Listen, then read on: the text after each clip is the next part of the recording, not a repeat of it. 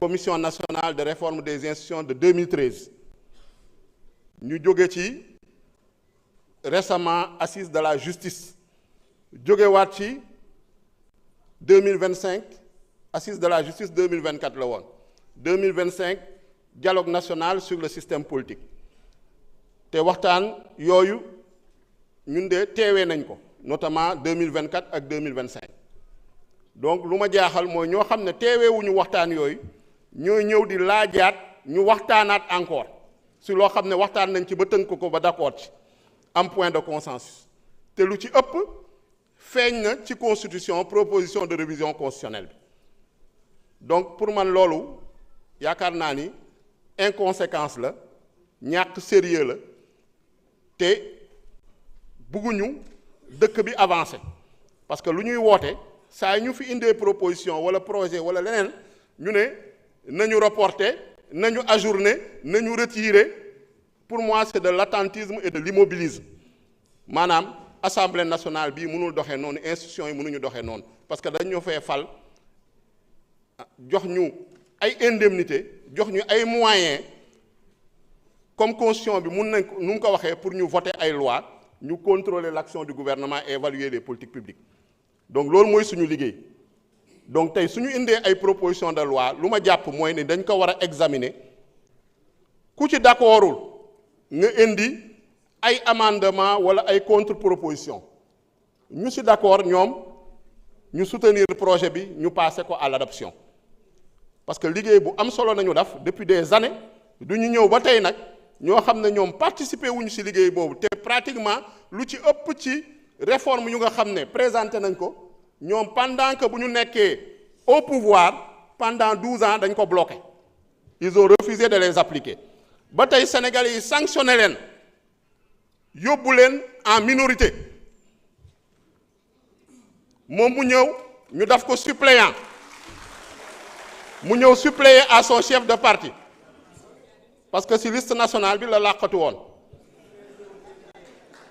jox ko suppléant parce que xam na ni mënul gagner département mu ñëw suppléer à son chef de parti kooku démissionné xajal ko dugal ko pour mu dugg mu ñëw nag bëgg a bloquer suñu travaux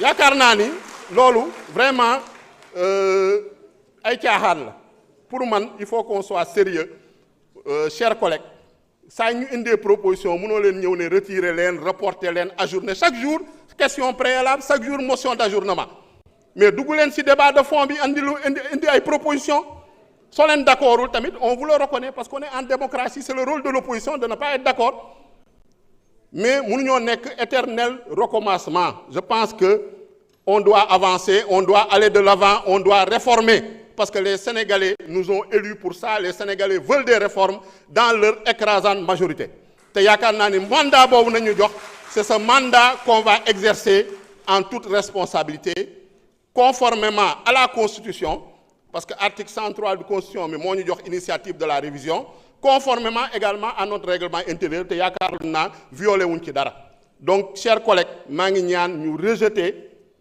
la question préalable proposée par notre collègue Abdou Mbow ñu rejeter ko tout bonnement et simplement ñu continuer les travaux ouvrir la discussion générale je vous remercie. Merci Monsieur le Président Ayib Daffé. Je mets aux voix la question préalable. Je mets aux voix la question préalable. Quels sont ceux qui sont pour? Quels sont ceux qui sont pour?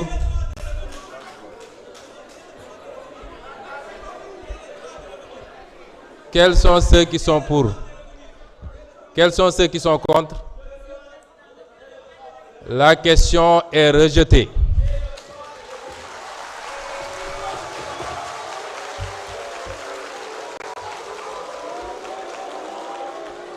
Y a-t-il d'autres questions préalables?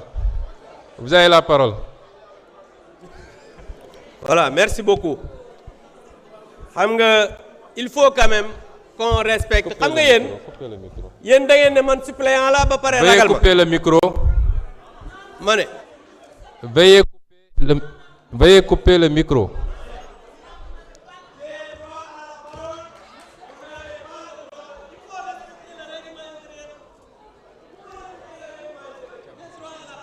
vous quittez le présidium ou je vous fais quitter.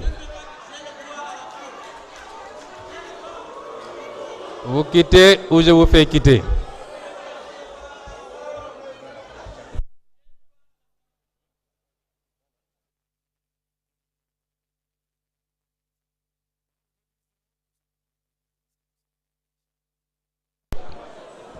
J'invite le député qui a demandé la parole à venir la prendre.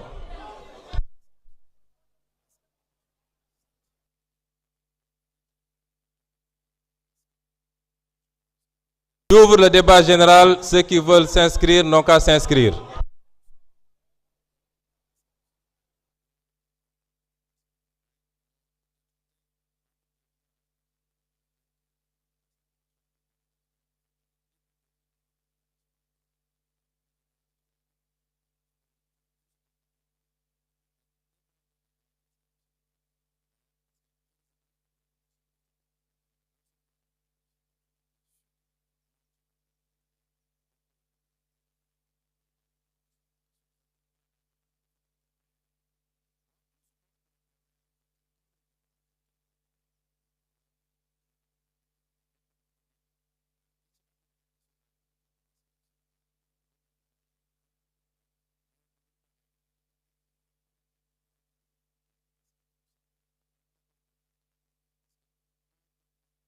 Je rappelle, la discussion générale est ouverte, que ceux qui veulent s'inscrire s'inscrivent.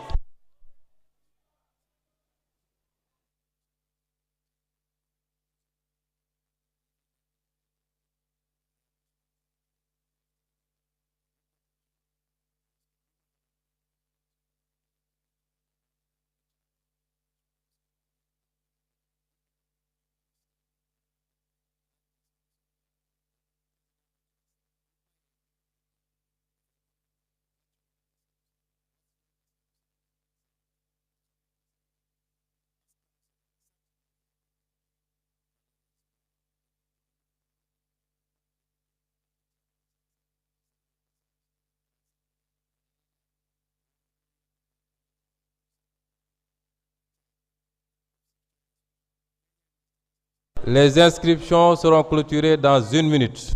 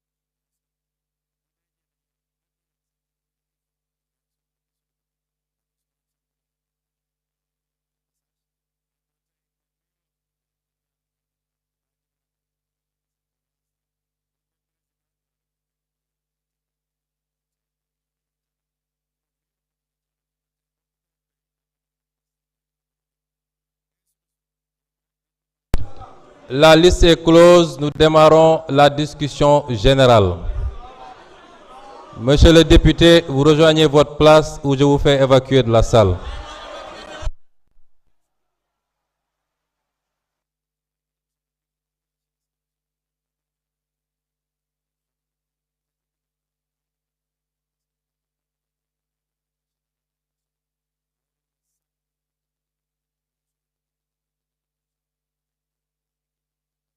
L'honorable député Guy Marius Sagna est appelé à la tribune pour prendre la parole.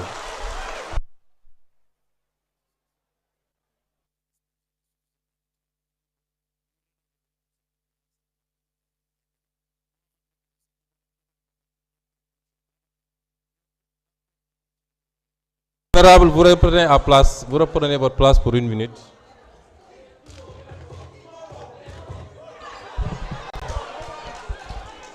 Reprenez votre place pour 1 minute.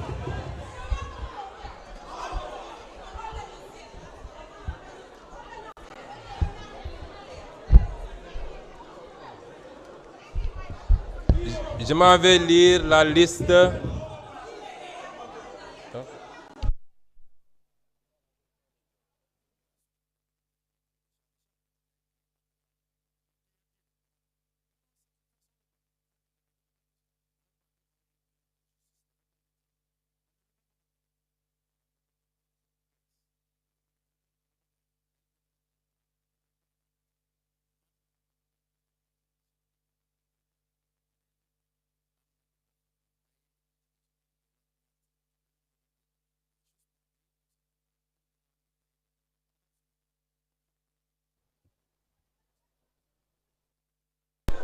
Ça va être difficile de lire.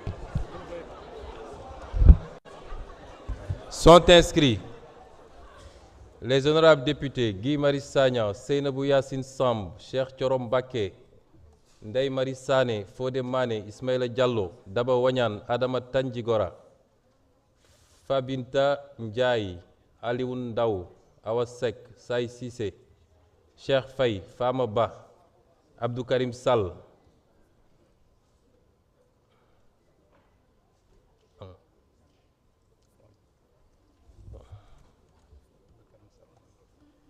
Omar Diop, Alioune Ndaw, Awa Seck, Say Cissé, Cheikh Faye, Fama Ba.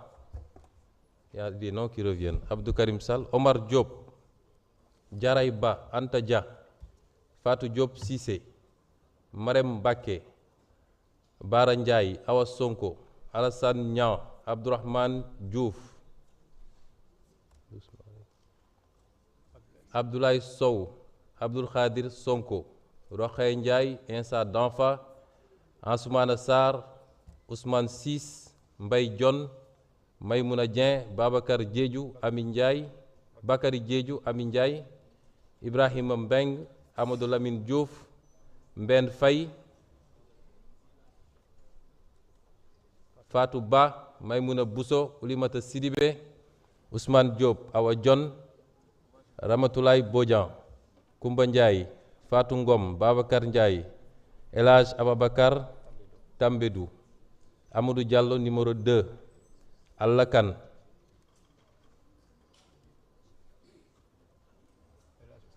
El Hadj Ousmane Fall, Mayabe Mbaye,